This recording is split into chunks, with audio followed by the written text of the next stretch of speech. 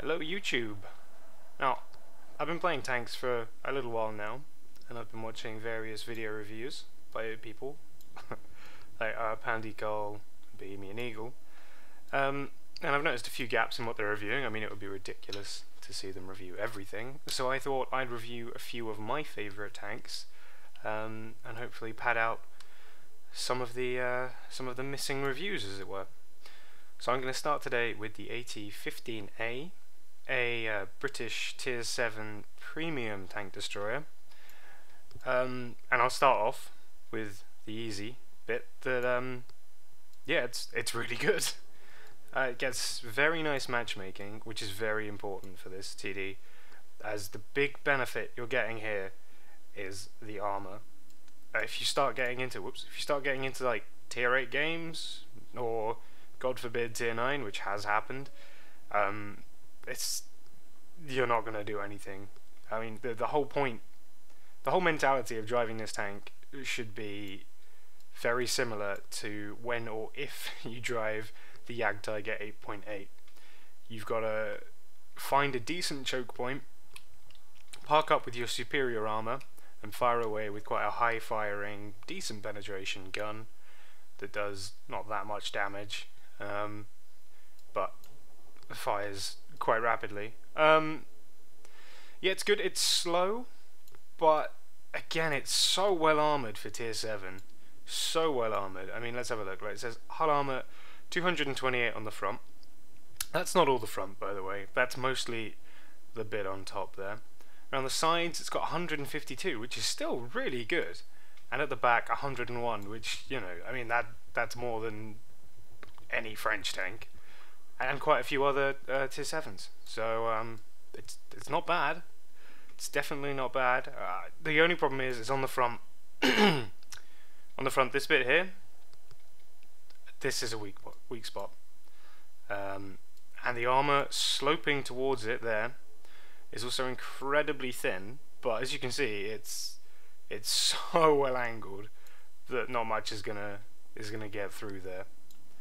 I've got a few games to show you how well it performs in battle, so let's have a look at them.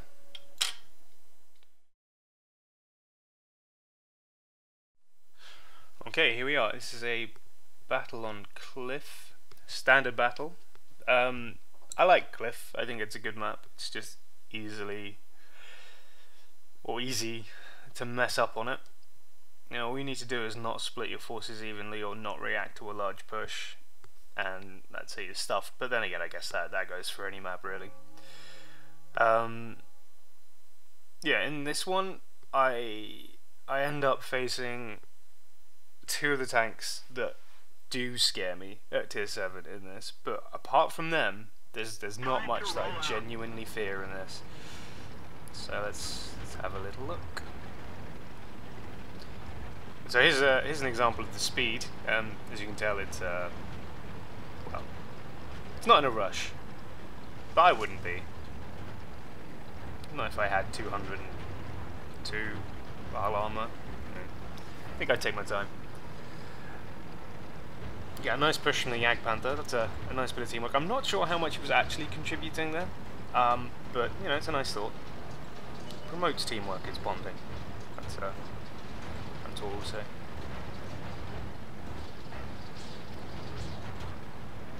See, so far, our forces do actually seem a little off balance.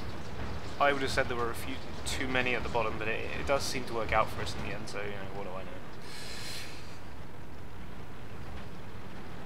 The T-52 climbing up to the lighthouse there to start spotting. Unfortunately, there's no artillery for him, so it's almost in vain.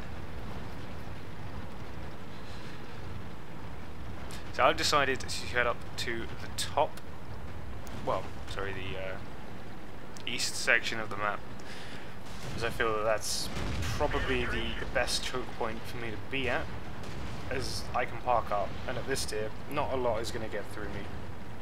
Especially not if I've got support from several others. As you can tell, the gun's actually pretty accurate. It's not, you know, it's not a Russian cannon. I suppose for the penetration and the damage that it does provide, if it was inaccurate as well, then this wouldn't be the awesome TD that it is.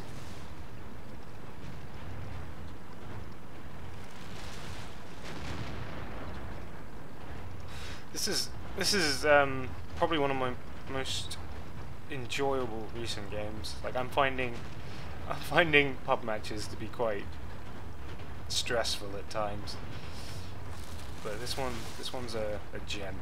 This one's quite good, and it's an example of a relatively bad play there. He spotted the T-150 and still continued to go around. See, in the timer he shot me once, I've managed to shoot him twice. And there we go, the T-29 is the one that I truly am terrified of. But, move forward. Terrible shot hitting the turret armor of the T-150. As you can tell, when you do get penetrated, it hurts. Especially from something with a cannon like the T-29. It's all about the angling, and there I left my sides open a little bit, although I'm pretty sure he hit me on the front. I think it's just he's got a ridiculous gun.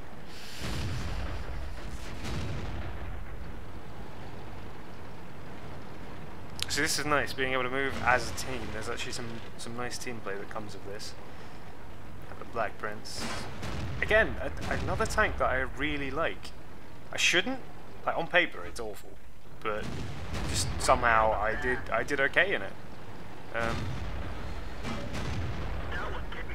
And then the jump to the Carnarvon again was lovely. I did slightly worse than that. But, yeah, and now I'm in the Conqueror, which I'm not doing very well, even though it's a brilliant tank. Just I can't get my head around it at this point. So the amount of damage you can push out with this little gun just is amazing.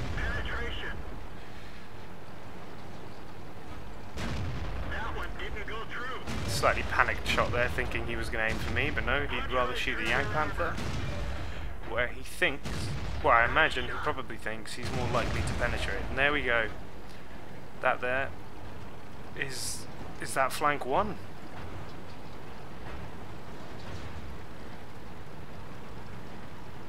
In fairness to them, it was 3 Tier 7s versus 2 Tier 7s. What you gonna do? But yeah, and the rest of the team down the bottom isn't actually doing as well as I remembered, actually. Oh no, I take it all back. I take everything back. They're doing fine.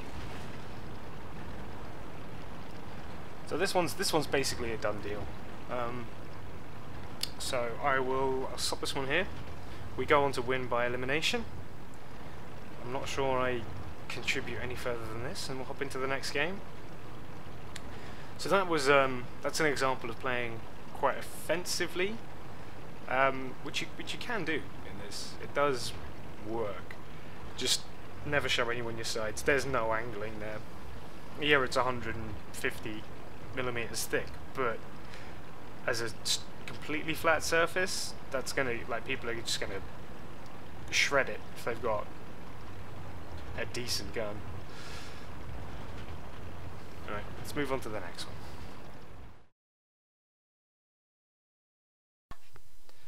Here's another game, obviously.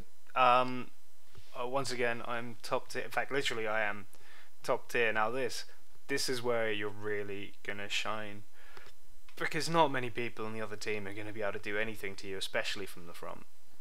So here you can really abuse the armor and the rapid firing gun. Just park up right in their faces. There's no no reason to hide, really. There's grill, maybe that's a problem, but I don't know. Here you just head into the town, hug a corner, done.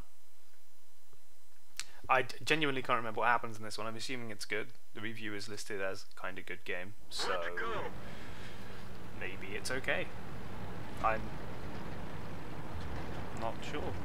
Maybe I lied to myself. That'd be awful.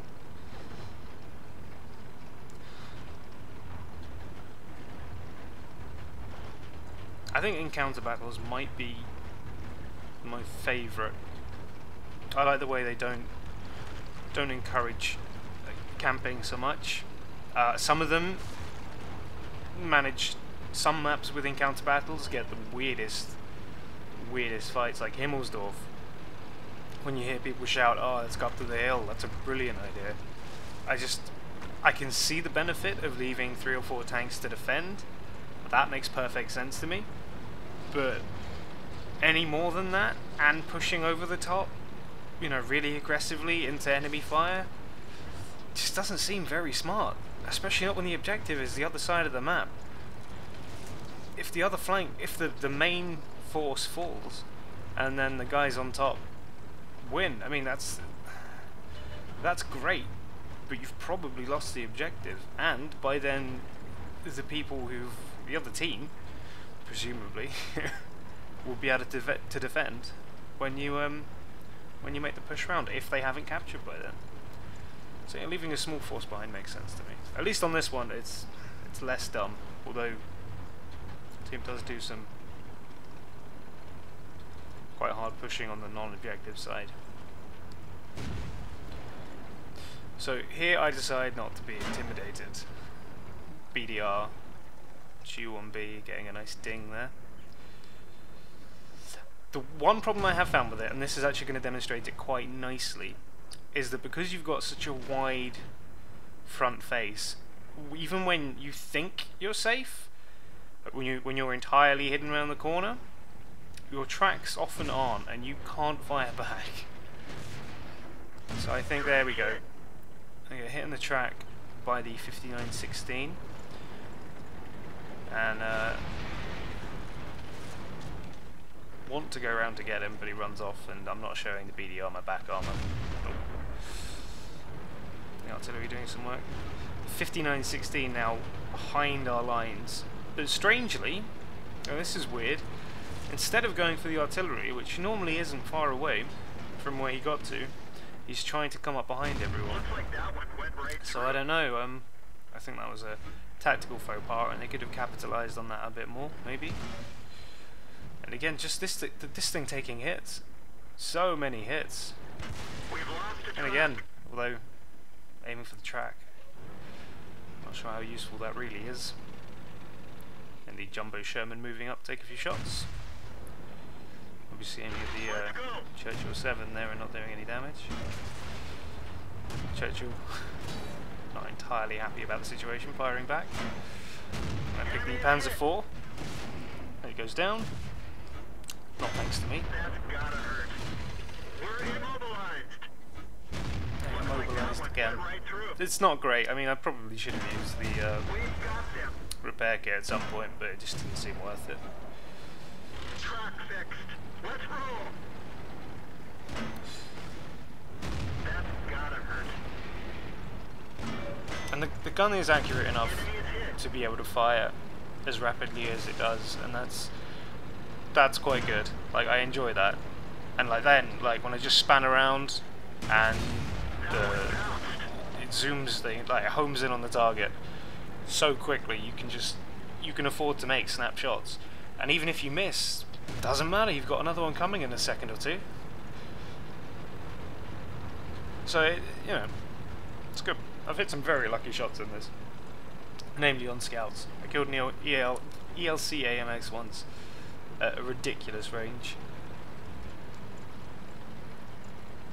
But then again, I've also managed to hit. It's those shots in the arty where you don't let the accuracy ring get any smaller, and you just click fire and hope for the best. Those are the best. Not tactically viable, and I don't advise it in any way, but you know, it's not a bad feeling. I believe we win this one by cap. I can't remember if anything interesting happens beyond here. Maybe I take down the tiger. Miss the tiger. Being able to place those shots in the weak spots is very useful with that accuracy, but also with the penetration and the damage of the gun, you want to be hitting weak spots the entire time, otherwise you're going to find you're not hugely useful. You'll be a ding machine if you don't aim for weak spots. We've lost the track. So there we go. track the M6 to keep him in place. Enemy is hit. Try to damage the gun. Penetration. Tracks up. Let's go. Ah yeah, this is the At-15a doing what it does best, taking damage, well, taking fire. Right now I'm being attacked by the M6, the Churchill 1. Luckily the Tiger can't. If the Tiger could see me, I'd be dead. But I'm just out of his range. Now the Tiger's down, so I can focus on the Churchill 1. It would only take probably 3 of his shots in the mantlet area, probably, to take me out. But fortunately, he's not looking at me, and we capture. Oh, that was anticlimactic. Oh, well, there you go. It's just another demonstration of what this thing can do when it gets appropriate matchmaking. I would show a high tier game with this, but I don't have any good examples because it's just so outclassed when it gets higher matchmaking. So I feel that the two that I've showed here demonstrate this TD at its strongest. So I hope it was useful or vaguely enjoyable, and I'll try to put up a few more. I've got one for the Panzer IV's in the works, so I'll see you then.